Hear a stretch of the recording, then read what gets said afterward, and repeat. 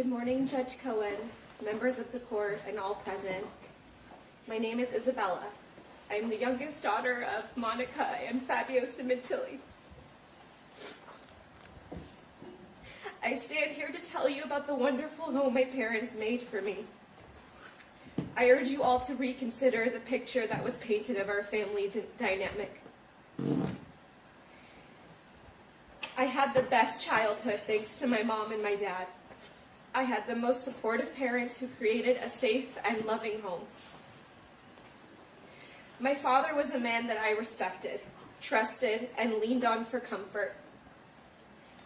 He was front row with my mom, laughing and clapping at all of my school plays. He always asked me about my life, my friends. He truly cared to know about his daughter. Despite traveling a lot, my father made an effort to be present when he was home. He really listened to me. He taught me how to stand up for myself while still being respectful, and told me from a young age that the only opinion about myself that matters is my own. When you go to judge somebody, look in the mirror because that's usually what you want to fix about yourself. I'm grateful to have learned that so young. I get my hard work ethic from my father. He would jokingly ask who would become the hairdresser in the family and continue his legacy. I didn't know at the time that I would be the one following in his footsteps, but I thank him for guiding me to find my passion and lifelong career. I will continue my father's legacy in the hair industry, filling some big shoes, but in my own way. To those who knew my father, you also know how funny he was. My tears would turn to laughter in seconds. I'm confident I can speak on behalf of my sister and brother that we had the best father. Not many people got to know my father when he was home with his family. Once the suit and tie came off, that was the real Fabio I knew, and I feel lucky for that.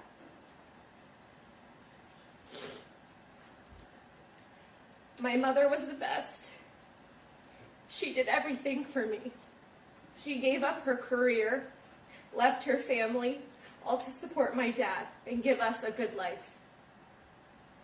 She encouraged me to try new things, drove me to and from school, friends' houses, rehearsals, helped me with homework, all with a smile on her face.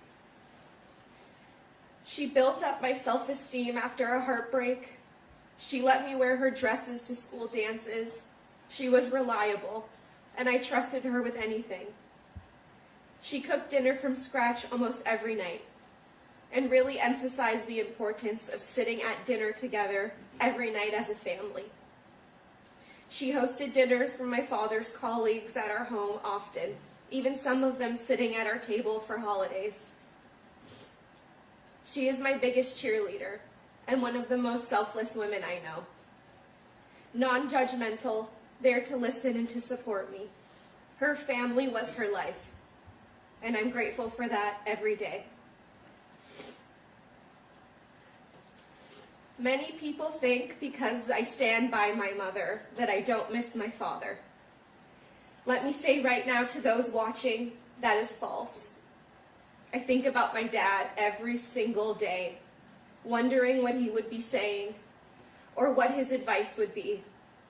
My dad was the biggest loss of my life, and it pains me that he will never know this version of me. But I know for a fact he would be proud of me speaking today, honoring our family in a positive way.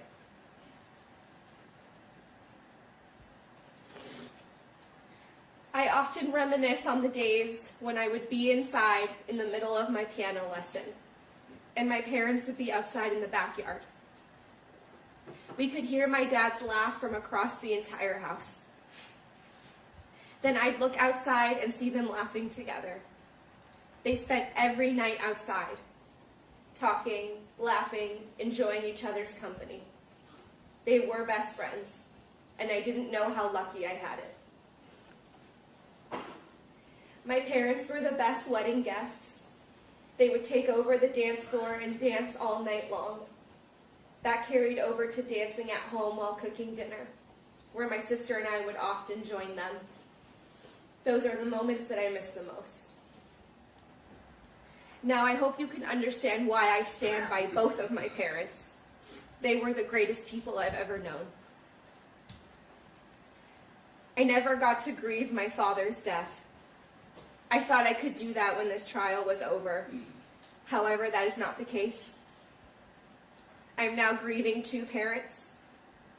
No father to walk me down the aisle or play outside with my future kids.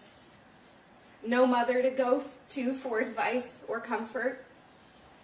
Despite all of my heartbreak, tragedy, and loss at only 25 years old, I somehow still have hope.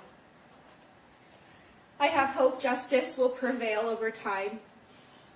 I have hope that I'll have a beautiful family one day and give them the childhood that I had. And I hope that I will heal from this nightmare of a situation.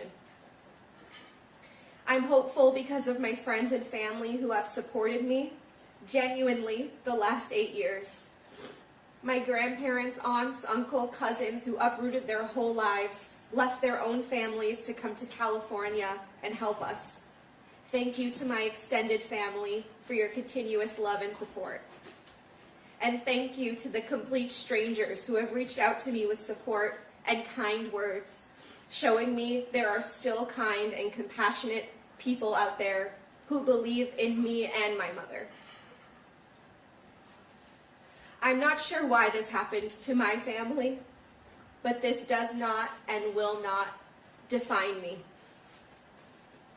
This has made me work hard at building a beautiful life that I deserve, which is what my parents would have wanted.